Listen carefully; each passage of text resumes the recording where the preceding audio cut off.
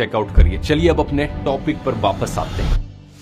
उस रात के हमले के बाद खान सर ने स्टेटमेंट दी थी कि उनकी कोचिंग के सामने 8 से 10 राउंड्स फायरिंग की गई और उन्होंने इस हमले का आरोप अपने एक राइवल कोचिंग इंस्टीट्यूट पर लगाया, ज्ञान बिंदु जीएस एकेडमी। उनकी शिकायत पर इस कोचिंग इंस्टीट्यूट के डायरेक्टर रोशन आनंद सर को अरेस्ट कर लिया जाता है। लेकिन रोशन आनंद कहते हैं कि बिहार पुलिस एग्जाम में उनके इंस्टीट्यूट की अच्छी परफॉर्मेंस के बाद उन्हें फंसाने की साजिश की जा रही है और खान सर उनके इंस्टीट्यूट की रेपुटेशन खराब कर रहे हैं। अब पुलिस ने अपनी शुरुआती जांच के बाद कहा कि सीसीटीवी फुटेज और लोकल इंक्वायरीज में फायरिंग का कोई सबूत नहीं मिला। लेकिन अगले ही दिन एक वीडियो सामने आया जिसमें खान सर के 2 सिक्योरिटी गार्ड्स हवा में फायरिंग करते हुए देखे गए। इसके बाद पुलिस ने इन दोनों गार्ड्स को गिरफ्तार कर लिया और पुलिस के मुताबिक पूछताछ में इन गार्ड्स ने बताया कि खुद खान सर ने उनसे गोली चलाने को कहा था। एलिजिडली पुलिस के मुताबिक खान सर ने कहा था, देख क्या रहे हो, गोली चलाओ, जो होगा मैं संभाल लूंगा। अब यहाँ पर खान सर का कहना है कि पहले दूसरी तरफ से गोलियां चलाई गई थी और उनके सिक्योरिटी गार्ड्स ने हवा में फायरिंग की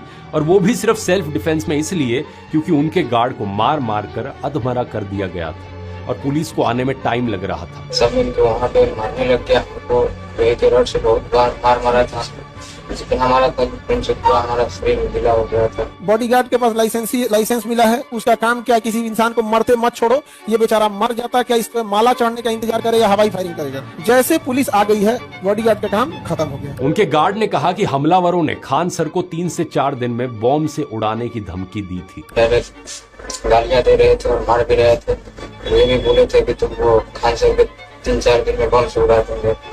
इसी के बाद 5 जून को एफआईआर में खान सर का नाम जोड़ दिया जाता है और सोचकर देखो दोस्तों, जो पुलिस 24 घंटे पहले कह रही थी कि कोई फायरिंग हुई ही नहीं, अब वो पलट गई और एकदम से मुकदमा खान सर पर ही कर दिया। रात के अंधेरे में मेरे यहाँ कोई आया है, हमारे गार्ड को मार के अधमरा कर दिया। पुलिस के आने में टाइम लग रही है, उस बीच क्या हम लोग फूल फेंके या आरती लेके खड़े हो कि भाई हमें भी मार दो। मेरा मानना है कि इस मामले में निष्पक्ष जांच होनी चाहिए जिससे सच सामने आ सके। लेकिन सवाल यह है कि क्या सिर्फ इस एक इंसिडेंट की वजह से सारे न्यूज चैनल्स खान सर के पीछे पड़ गए? ये तो बिलीवेबल नहीं लगता और है भी नहीं, क्योंकि इस कहानी की असली शुरुआत 2 जून को नहीं हुई थी।